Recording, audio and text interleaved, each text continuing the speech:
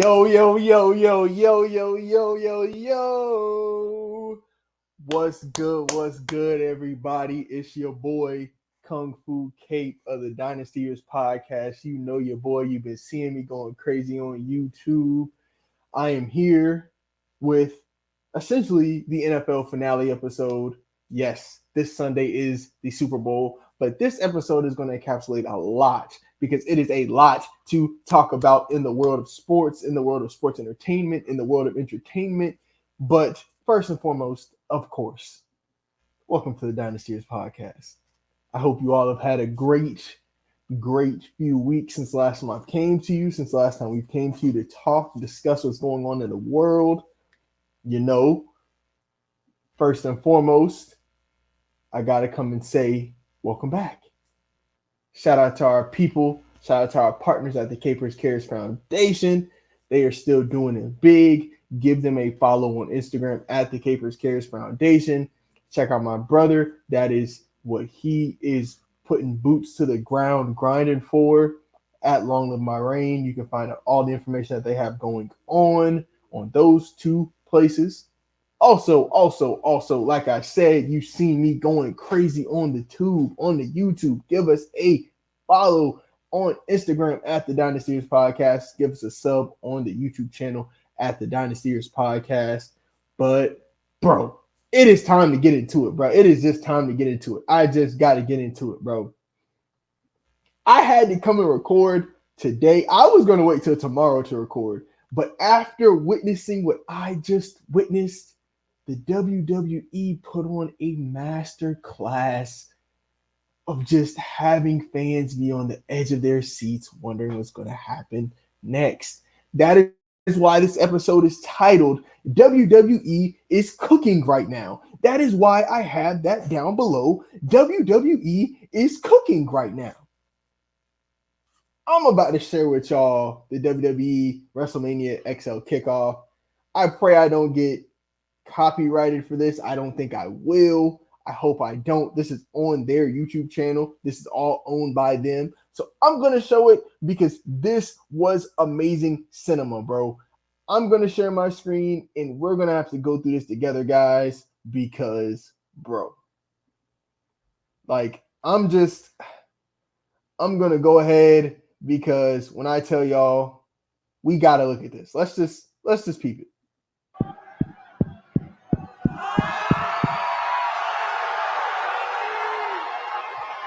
Oh, bro. This right here is bull. Bro. This man Cody came out. He was talking, bro. Shout out to WWE. Again, this is all owned by WWE. I don't own any of this footage. Roman, you're out here calling the shots, dictating WrestleMania 40. And as the tribal chief, as the undisputed champion, you have a lot of stroke. But it is not your right. It is not your distinction to determine the main event. It is mine. Okay, so before we continue, bro, if you missed this, you're going to have to go back and give WWE an hour, 15 minutes of your time because this was amazing. Even listening to Bianca Belair come out, cut her promo, talking about her plans for WrestleMania. I'm a huge Bianca Belair fan. I love her. You know, she's essentially probably one of the GOAT African-American wrestlers, if I do say so myself. She even mentioned it in her promo. She's 3-0 at WrestleMania, bro. She's trying to be like The Undertaker and get that 22, 23, 24-0. Yes, The Undertaker is 23-0 now. I don't count that one guy that beat him that we don't talk about in WWE history anymore. He's a square. He's done. The Undertaker is still undefeated at WrestleMania, if you ask me. But to catch all up to speed, like I said, Bianca Belair came out, cut a great promo, amazing promo, bro. I loved it. She did her thing. Then Rhea Ripley came out. She was talking her stuff. You know how Rhea Ripley does. The mommy chants were going crazy. Mommy. Love it, bro. She's one of the GOATs too, bro. I mean, what can we say? She's one of the most dominant women in WWE right now. Becky Lynch came out. That's essentially probably going to be what they go with at WrestleMania. I don't know how I feel about it because Bianca Belair's in that Elimination Chamber match as well. Becky Lynch is going to have to win that chamber match to essentially fight Rhea Ripley at WrestleMania. I low-key want to see Bianca Belair versus Rhea Ripley. That'd be interesting. But with her being on SmackDown, I don't know how that's going to go. But yeah. Then Seth Rollins came out and was cutting a promo talking about how, oh, I'm still getting the pop that Roman said I didn't get, yada, yada, yada. Then Roman came out and interrupted him, and they were going back and forth. Then Roman said, I'm the tribal chief. I'm the WWE Universal Champion. I'm choosing who I go against at WrestleMania. And he chose The Rock. The Rock came out, cut his promo. People were booing him. People were cheering him. People were mixed about him. He showed the tree, the family tree of his family and Roman's family. They locked it in. Locked it in blood-wise. Now, y'all just saw Cody's introduction into this thing. This is bull bleep. And we're going to continue from this right here. Because Cody said, you don't run nothing, Roman. This is I won that match. Like I told y'all, if you check out the short that I did about Cody Rhodes, you know what I'm saying, how they did the Royal Rumble. This is like winning the lottery and giving your ticket to a previous winner just because he's cool or just because he has more money than you, or just because he has more followers than you on Instagram or Twitter. Doesn't make any sense to me. But nevertheless, we're going to get back into this. Let's get back and listen to what Cody got to say, because Cody about to cook up. I'm telling you, bro. He about to cook up. I won the Royal Rumble. He did win the Royal Rumble back-to-back years. He's not lying. Nothing he has to say is a lie. And Rock, we had a wonderful conversation. I had many conversations. I have made my decision. You did, Cody. Let us know. What's your decision, Cody?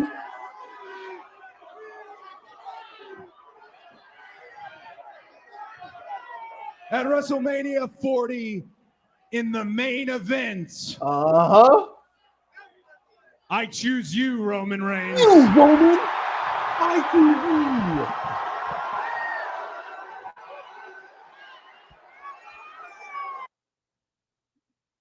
Now, my thing is, first off, I don't know why Roman's so shocked by this. Like, he didn't win the Royal Rumble and he didn't get guaranteed his shot at who's going to face who. Like, I don't understand why he's so, oh, no way, oh, no way. But it's just perfect acting, bro. Roman is a great, like, when he goes to Hollywood, bro, he's going to be on the level of, I'm not going to say the level of a Dwayne Johnson, but low-key, that tier underneath, that John Cena level.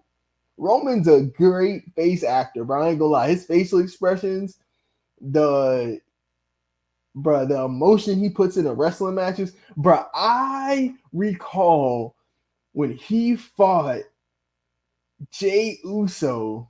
Was it an I Quit Hell in a Cell match? And he had Jey down bad, bro. And Jimmy came down. Oos, this ain't you, Oos. Whatever you're going through, we can get through together, Oos. I love you, Oos. And he dapped him up. And he was, well, nah, before he dapped him up, he was like, oh, he was crying. He had his head down. He was crying. My man Jimmy dapped him up. And he pulled Jimmy in for the little triangle choke.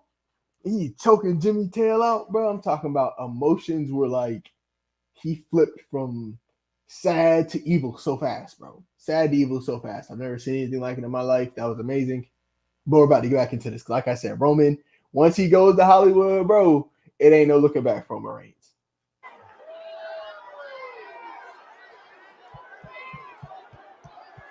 I choose you, Roman. Look at the Rock. The Rock, like, bro, what? You must be crazy. You must be stupid or something, huh? This is a done deal. You're old news. Go over there with the number twos. The number two table will have you now. Loser bracket. Right there in the dummy in green. Just go. You're embarrassing yourself now. Last year was your year. That was your moment. You were only a chapter in my book. Nobody cares about your story. Nobody cares about you finishing the story. I know, team, I keep pausing this because this is just, bro, I got goosebumps watching this live, bro. I got goosebumps watching this live. Y'all just don't understand, bro. Like, bro, I've been a WWE fan since I was like 6 years old, bro. 5 years old. Like, bro, born in 98, bro, since I can remember. I remember watching wrestling WWE before I remember actually watching like live sports, bro, like NBA, NFL. Like, bro, that's why just seeing this is why, bro, I'm telling you, if y'all don't follow us on YouTube, if y'all don't follow us on Instagram, excuse me, or sub on the YouTube channel at the Dynastyers Podcast, you're missing out. Because I drop shorts pretty much every day, bro. And that is why I said the kid WWE fan of me on the Rock side and the adult WWE fan of me with that like has seen Roman Reigns grow from the big dog to what he is now.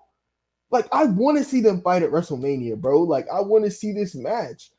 But at the end of the day, you cannot just poo-poo on your product, bro. The Royal Rumble has been something that has changed people's careers. And you can't let Cody be the first back-to-back winner since, what, 15, 20 years ago? And not have him go finish his story. But the only thing about this promo that I did not like, I hate how Roman is just pooping all on Seth Rollins, bro. Seth Rollins is a legit champion, a legit contender, a legit A-list top of the card wrestler. The dummy in green, you're still wearing your wife's shoes, you doing this, the losers bracket, I beat you. I hate how they're just crapping all over the heavyweight championship, bro. If that's the case, then we just need to get rid of that belt because, yeah, Roman is just making it not even worth anything. So I get why Cody doesn't want to go for it. You're not about to call me a number two. Like, no, we the ones. We the ones. Y'all couldn't see my hand. That's why I had to break it down a little bit. But we the ones. Let's get back into it, team. You're embarrassing your entire family now. You just understand this. You're irrelevant, just like your dad. Bro, he said this man's pops is irrelevant, bro. Here you are talking about family. Yeah, you got to put them is things that what up the now, bloodline man. is? Let me ask you a question. How's Jay? It's not a family. You're a meal ticket, and they are nothing but lackeys. But yes, man. Hey, we got to eat now.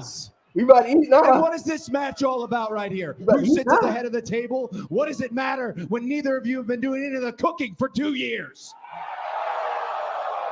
Cody's cooking right now. Earlier, we had that family tree up there, and you've invoked my father before, so let me go ahead and do the same. If your grandfather was here, what would he say, Cody? If the High Chief, his grandfather, was here, they'd be ashamed of you. Oh, you done talked about that man family, pa. Yeah, see, you seen Triple H come out there, they knew stuff about it. Like, what? The Rock? Oh.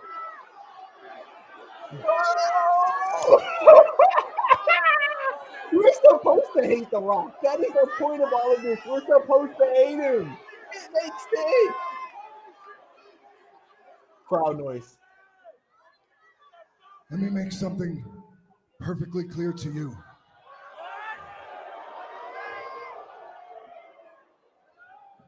When you talk about his family. Yeah, I was talking about his pops. You're talking about my family. Your pops is square too, man. When you're talking about his ancestors. What about him? You're talking about my ancestors. And when you're talking about his blood, you're talking about my blood. So now we have a problem.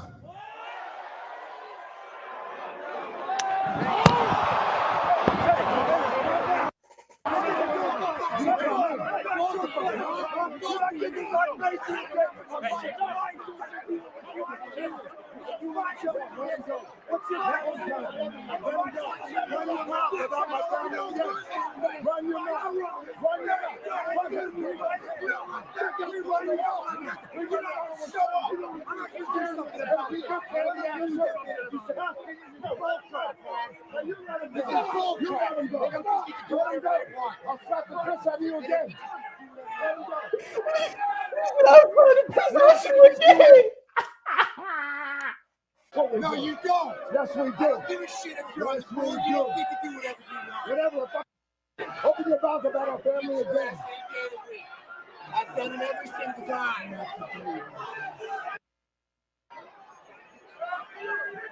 Hey. Hey, man. Hey, man. Say, man. Look, bro. That's why I say what I say, bro. WWE is cooking right now, bro.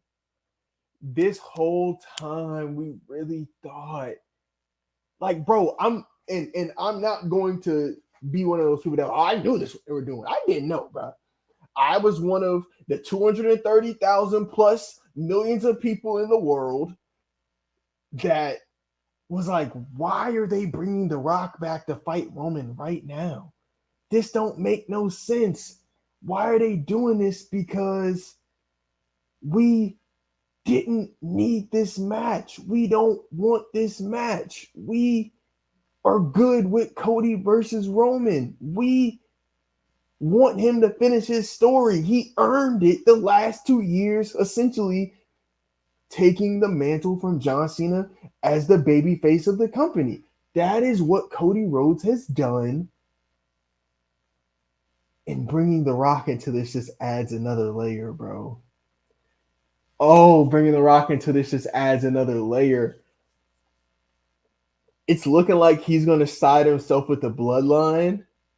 It's looking like Elimination Chamber. We could have a tag team match. I don't think it'll be Seth Rollins. Seth Rollins is still recovering from his meniscus and MCL injury.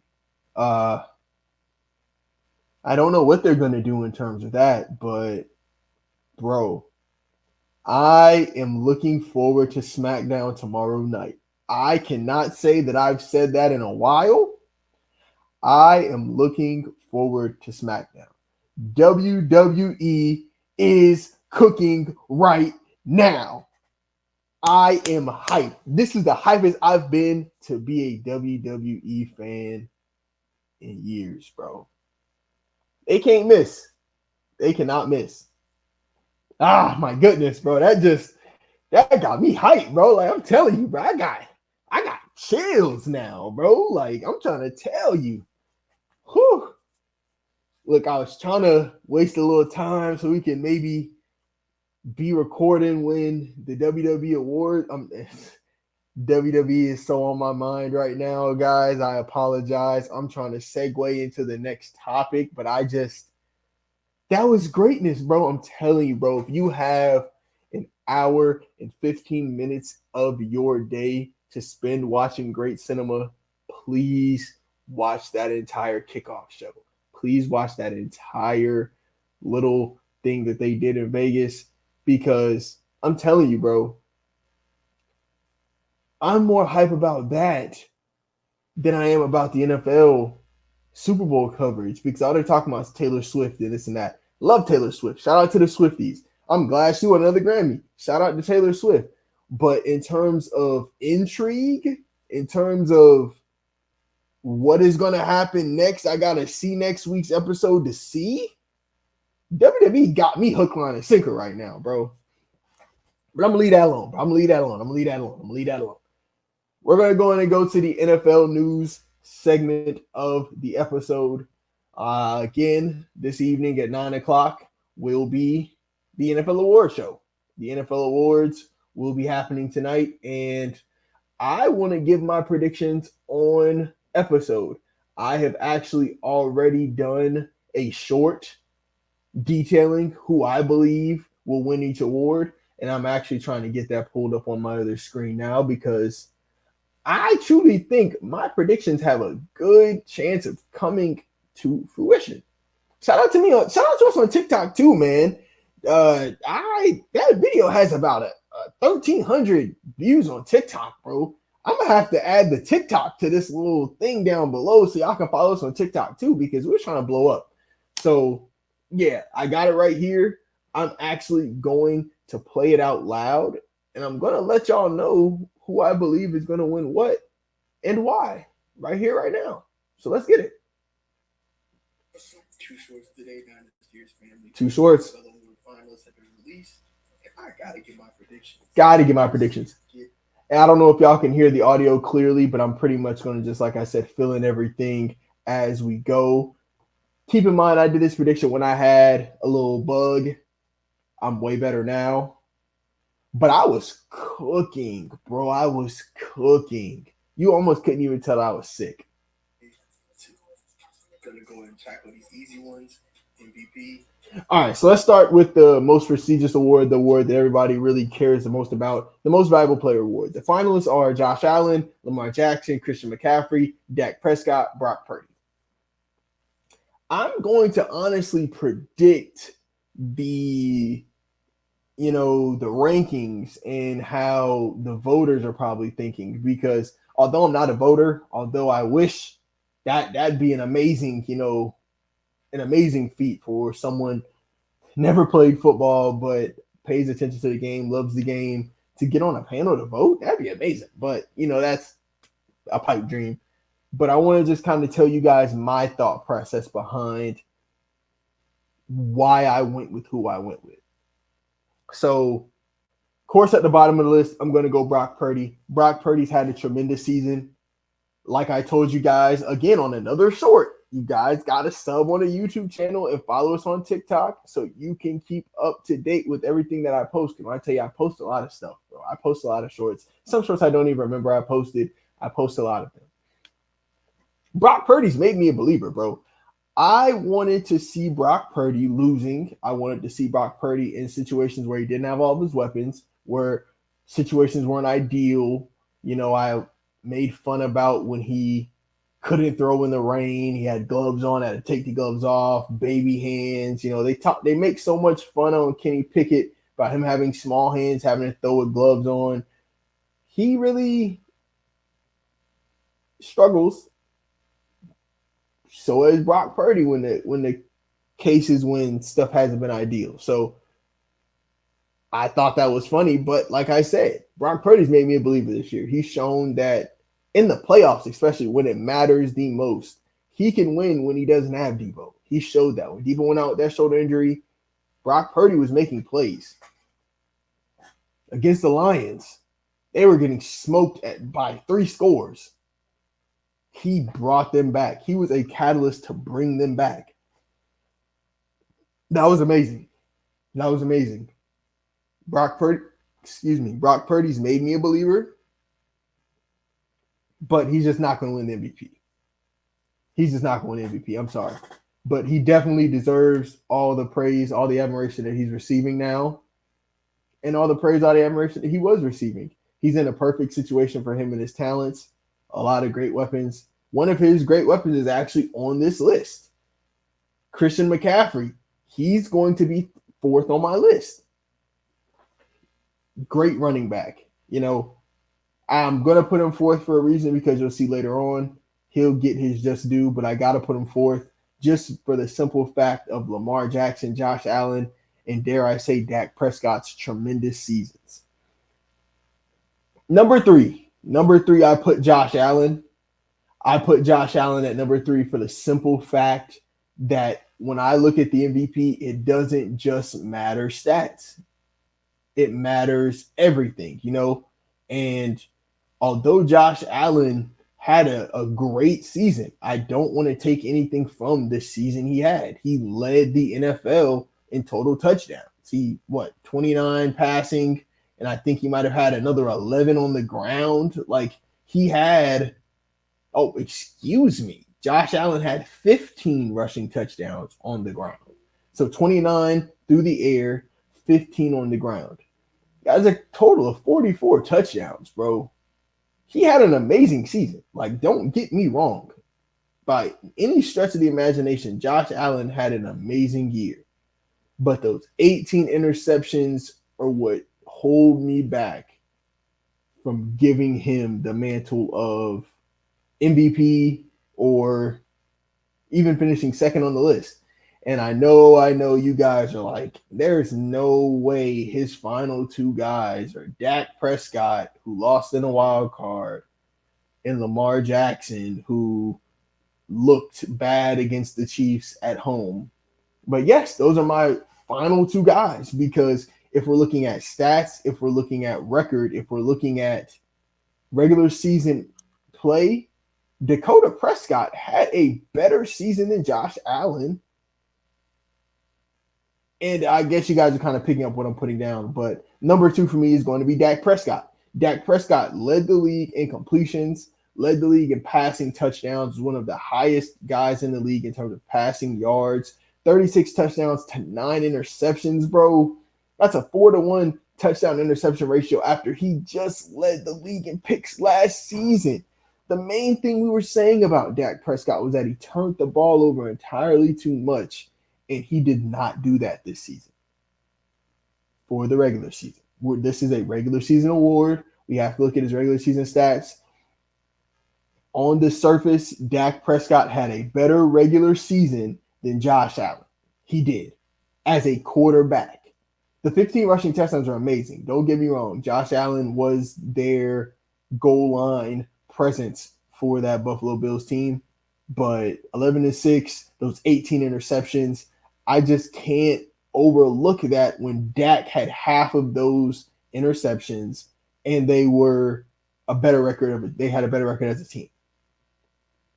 Last but not least, MVP Lamar Jackson. Like I said in my short, argue with your mama, bro. What else? What do I got to say? I mean, Lamar Jackson had career highs in completion percentage this year, career highs in passing yards this year, 24 touchdowns, throwing 7 interceptions. He was also the leading rusher on his team, a team that was one of the best running teams in the league, if not the best running team in the league this season. 800 rushing yards, 5 rushing touchdowns on the ground. 31 total touchdowns is nothing to sneeze at to 7 interceptions, and they had the best record in the league. Like I said, my justification for this, eye test. Lamar Jackson was the best player on the best team in the league. That has to account for something. So I got Lamar at 1, Dak at 2, Josh Allen at 3, C-Mac at 4, 5, I got Brock Purdy. That's my MVP listing as of today. Again, I want to get this out because I don't know how the voters are going to vote, but I want to get what I'm thinking of. Offensive player of the year is a little trickier for me. I went Christian McCaffrey. I mean, it just makes sense. Christian McCaffrey had one of the greatest offensive player seasons I've probably seen since Adrian Peterson came back after his torn ACL and tore up the league, since Derrick Henry did what he used to do. I mean, all-purpose touchdowns, all-purpose yards, touches, he led the league in all 3 of those categories. I have him at 1. In terms of offensive player of the year, I would have to go. I could see a world where they want to put L. Jack at 2. Then I went Dak at 3. I went CeeDee Lamb at 4, and I went Tyreek Hill at 5. CeeDee Lamb is over Tyreek because he led the league in receiving yards. CeeDee Lamb, dare I say, was the best receiver in football this year based off of statistics. I'm not going to say eye test. Justin Jefferson missed 6-7 games and still had a K. So I would still put my money on Jettis being the best receiver in football, but in terms of stats and in terms of what happened this season, you could argue CeeDee Lamb was the best receiver in football. And I remember a point in time we were talking about A.J. Brown and Tyreek Hill getting 2K. CeeDee Lamb ended up passing both of them, leading league in receiving yards, bro. Like, that's impressive to me. He was the big part of that Cowboy offense. He was a big part of Dak's best season. I mean, like, he led the league in receptions, 1749 receiving. Like, that's impressive, bro. Versus Tyreek. I mean, Tyreek also had a good year, but he ended up missing time. So that is what kind of made me lean CD. Okay, so apologies. Tyreek did lead the league in receiving yards. CD led the league in receptions, but CD broke the Cowboy single season record for receiving yards. Tyreek still led the league in receiving yards. 1799 and 13 touchdowns is outlandish considering he missed the game with injury. Could have probably touched that 2K mark, but shout out Tyreek Hill. I can definitely see them putting CD over him, though. How about I not do the voter thing? Because I don't know how the voters are going to do it. Because in terms of Offensive Player of the Year, if Lamar wins MVP, they could give C-Mac the Offensive Player of the Year, where they just give Lamar both. I don't think Lamar deserves both, because in terms of Offensive Player that had the best season, it was Christian McCaffrey. But MVP, I just can't give Christian McCaffrey that award. If he wins it, I wouldn't be mad. I would get it. His team is in the Super Bowl because of him. But like I said, MVP Lamar, Offensive Player of the Year, I'm going to go Christian McCaffrey. That's what I went with in my short. Check us out on YouTube. Defensive Player of the Year, the finalists were Deron Bland, Max Crosby, Myles Garrett, Michael Parsons, TJ Watt. This one was tough for me, but I went Deron Bland. You can't, I mean, he led the league in interceptions. He broke the single season record for pick sixes. 14 interceptions in his 2-year NFL career. I know it's not a career award, but he had the greatest cornerback season in terms of picks and pick sixes that we've probably ever seen, that we'll probably ever see. He deserves my Defensive Player of the Year vote if I had one to give. Defensive Player of the Year, I went Deron Bland. 9 interceptions this season. 9 picks? Pick sixes. 5 pick sixes, bro. Picks in his career. Crazy. Bro, can't argue with that. So these are the 2 toughest awards. I know I'm remembering how I recorded it now. Coach of the Year and Assistant of the Year next. So Coach of the Year was tough for me, bro. It was tough for me. The finalists are Dan Campbell, John Harbaugh, D'Amico Ryan, Kyle Shanahan, Kevin Stefanski. You can make an argument for each one of these coaches. John Harbaugh, like I said, best record in the regular season, had the 1 seed overall in the playoffs. Kyle Shanahan, best record in the NFC. His team is in the Super Bowl right now.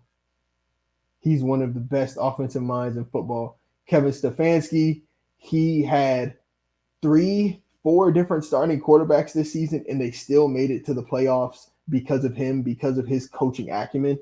That is tremendous. Dan Campbell, the best Detroit Lions season I can probably say of my lifetime. I'm 25. They've pretty much been bad all my life. And Dan Campbell is the reason that Detroit Lions team is what they are today, is the reason they were in the NFC Championship game with a viable chance to go to the Super Bowl. He's the reason. But I referenced last year's Coach of the Year, and this is why I went with the 5th name on the list, D'Amico Ryan. And again, I went with D'Amico Ryan. I referenced Brian Daboll last year. And I wanted to just play that part for you guys if y'all could hear it. I referenced Brian Daboll winning Coach of the Year last year, the turnaround that the New York Giants had from 2 seasons ago to last season and making the playoffs with Daniel Jones. We all think Daniel Jones is a bust. And with what Brian Daboll did, he deserved that Coach of the Year. So with that, I'm looking at it the same way with D'Amico Ryan. D'Amico Ryan, a rookie head coach, took over a team that had the number 2 pick in the draft, bro. The number 2 pick in the draft, and they were in the playoffs this year. And they won a playoff game. There's no way that we can't look at what D'Amico Ryan did and think this man deserves Coach of the Year, because he turned around one of the worst teams. with a rookie quarterback, bro. What can I say? D'Amico Ryan's my coach of the year. But I can definitely see Danny Campbell winning. Assistant coach. To be honest, like I said, assistant coach of the year was the toughest award for me. The five names, you can really argue each one of these five names deserved it. Ben Johnson, offensive coordinator for the Detroit Lions. Detroit, all the things I said about Dan Campbell, Ben Johnson is equally deserving of that. He was the reason that offense was metro booming the way it was this past year. Mike McDonald, Mike McDonald for the Baltimore Ravens might be the lowest on the list for me because Jim Schwartz had Cleveland as one of the best defenses in the league. I mean, I would probably rank him over that just because Mike McDonald, I mean, he's a really good assistant as well, but I would more so lean one of the OCs because the OCs are Ben Johnson, Todd Monken, Bobby Slowick. Again, I feel like Todd Monken is going to win this award, but Ben Johnson, Bobby Slowick are guys that I like. Bobby Slowick's the OC for the Houston Texans. Like I said, rookie head coach, rookie quarterback, won a playoff game. Won a playoff game, bro. I can see it. But Todd Monken turned Lamar Jackson into what we saw him as this season. And he was very efficient with the football. That offense was very efficient. I can see Todd Monken winning this, but I'm not sleeping on Ben Johnson. Ben Johnson had a tremendous season coaching the offensive side of the ball. Here, I went Todd Monken, but I like Bobby Slowick and Ben Johnson as well. In my mind, this is it. Offensive Rookie of the Year. As much as I love Jahmyr Gibbs and Sam Laporta was my guy in fantasy football, I picked him up off of waivers. I was telling people about Sam Laporta week 2 of the NFL season, week 3 of the NFL season. Hey, bro, the tight end position is weak this year. Look at Sam Laporta. He came from tight end U. He's going to turn it up in that offense. People didn't listen to me. I picked him up on my fantasy team. I won the fantasy championship. It's what I do. Nevertheless, Offensive Rookie of the Year. I didn't even mention Bijan Robinson. Bijan had a great season, but in my mind, this is a two-player award, two-player race. CJ Stroud, Puka Nacua. I personally went Puka Nacua just off of the strength of him breaking the rookie receiving record that he did, the way he played this year with the Rams. We know what Cooper Kupp represents at the wide receiver position, and he was not healthy this year. Puka Nacua said, I got you, Kupp. Let me take over. I go get it for us both. And he did. And he was the reason that the Rams were such a good offense this year. Of course, Kyron Williams coming back helped tremendously. But if it wasn't for Puka Nacua, that team would have been probably one of the worst teams offensively this year. And he was second in the league in targets behind Tyreek Hill. That's all I got to say. I mean, he was targeted over 170 times, guys. Like, he might have been third. He might have been third behind CeeDee Lamb and Tyreek Hill. But he's a rookie. You see the names I just mentioned? I just mentioned two Offensive Player of the Year candidates with a rookie receiver in the same breath as them in terms of targets. So I went Puka Nacua. But if CJ Stroud wins it, I'm not going to be mad at all. But I went Puka Nacua. And defensive Rookie of the Year as well, I went with race, and I went Puka Nacua. Shout out to the Rams front office. Kobe Turner. Kobe Turner led rookies in sacks this season, and Los Angeles Rams got two studs for the next 5-6 years. Wide receiver and a D lineman. Kobe Turner probably benefited a lot from watching that man Aaron Donald cook up, but he had to get on the field and make plays as well. Like I said, shout out to their front office, man. The Rams know how to make them mid to late round picks flourish, and they found another steal in Kobe Turner and Puka Nacua. So, yeah, like I said, shout out to the Rams front office. Those are my two rookies of the year. I went Kobe Turner as well. And let's just do the right thing. Last but not least, bro, comeback player of the year, man. The names on the list, they weren't really coming back from anything per se.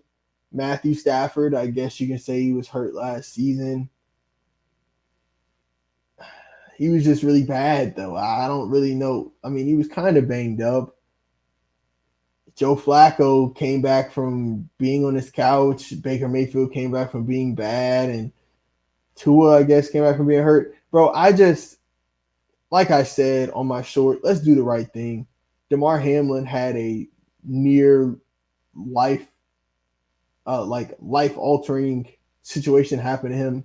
Almost essentially died on the football field, bro. People thought he would never play again, and he came back to play. I don't care about his stats at that point, bro. I feel like in this instance, let's just do the right thing, bro. Let's give him this award because he deserves it, bro. He came back to life. Like, what greater comeback could there be other than coming back to life from a situation like that, bro? So those are my awards. We will probably drop a short tomorrow to see how well I did. You know, I could be 100%. I could get everyone wrong. Who knows? But pivoting now to the Super Bowl prediction. Sunday, fun day is the big day. Kansas City Chiefs versus the San Francisco 49ers. Patrick Mahomes has a chance to get his third Super Bowl, and I think he will. My prediction for the game is 27-24 Chiefs.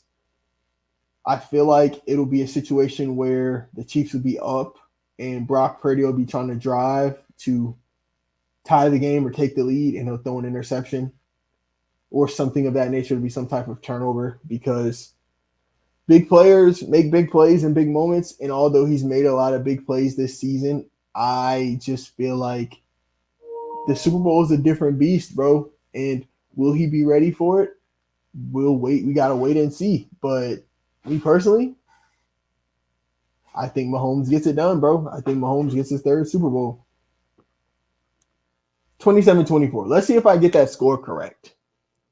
Oh, let me get my predictions for MVPs. If the Chiefs win, offensive MVPs, of course, going to be Patrick Mahomes. But defensive MVP,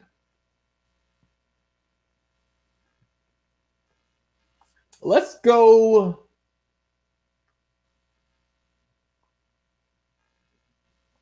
George Karlaftis. He gets a strip sack on Brock Purdy, and he has about 5 tackles. 5 tackles, a forced fumble.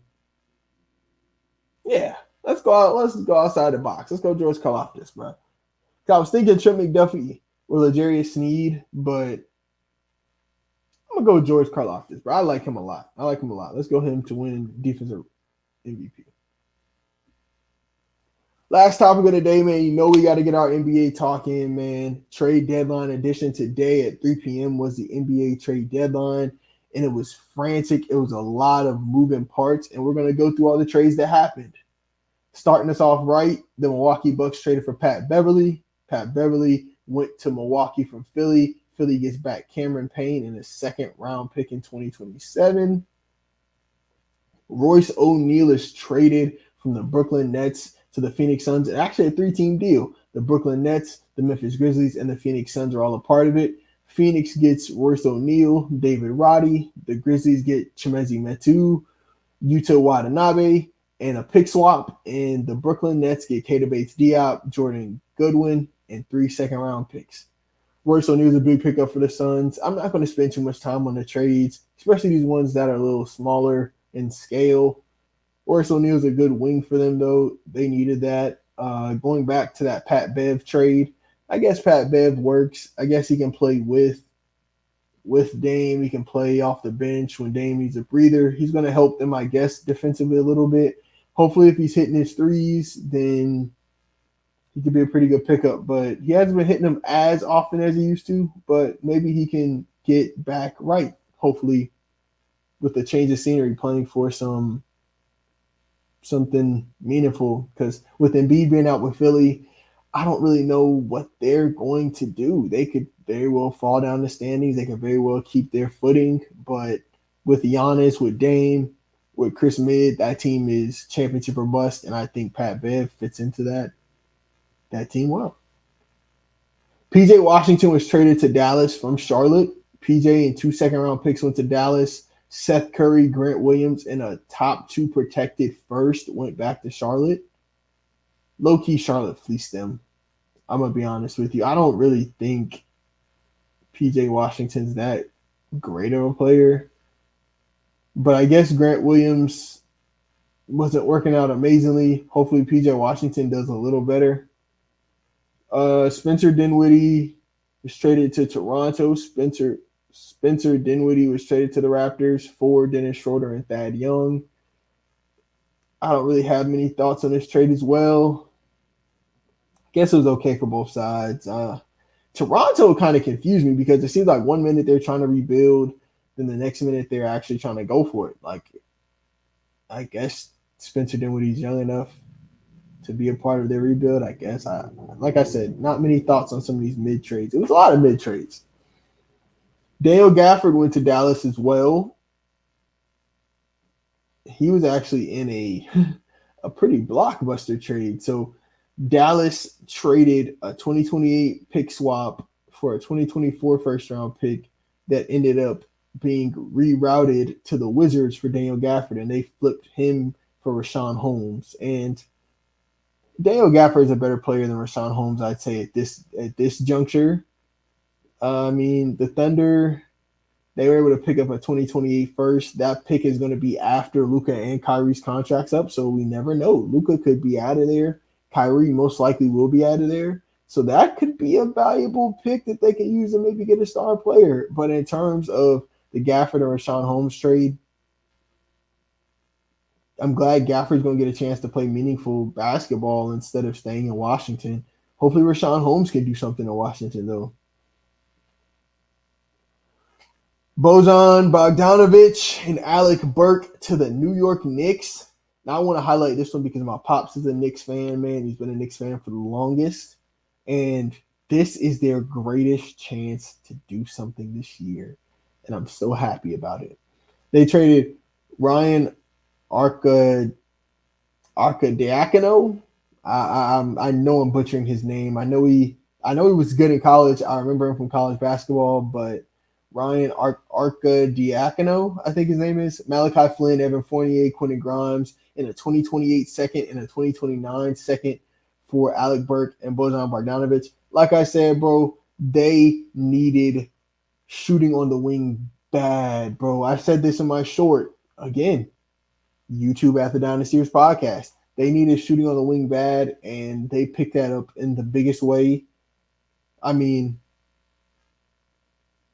they could do a lot worse than getting a lot of good depth behind Jalen Brunson and Julius Randle. With Julius Randle being hurt right now, Bogdanovic can play that power forward spot till he gets back. They have enough defense everywhere else. OG Anunoby, speaking of that, I saw he had an injury in his elbow, man. Get well soon. I think 3 to 4 weeks is that time frame.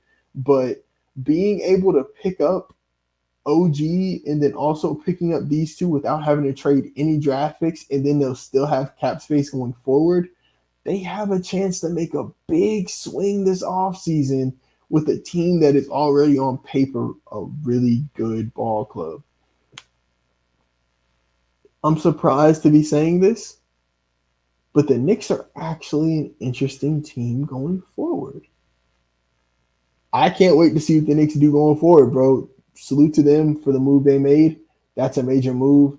And in terms of what the Pistons got back, Quentin Grimes is the only noteworthy piece in this trade for me. Malachi Flynn's already been moved. This is his second time being moved this year. But Quentin Grimes, I like Quentin Grimes as a 3-and-D player, as a scoring guard. He has a lot of talent. I think he can do something with that young ball club.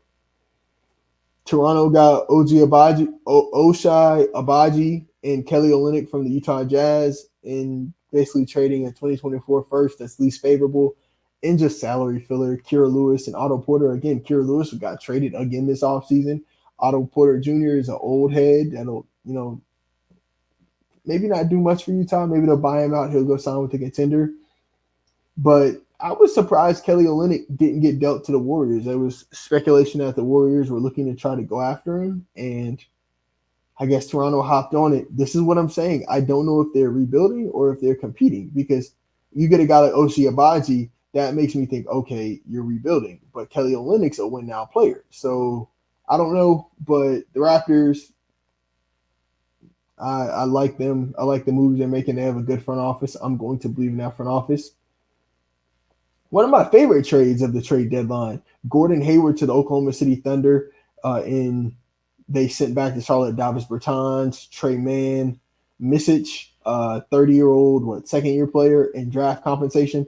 I like Gordon Hayward as a player, bro. Always have. Boston, when he signed with Boston, I was happy.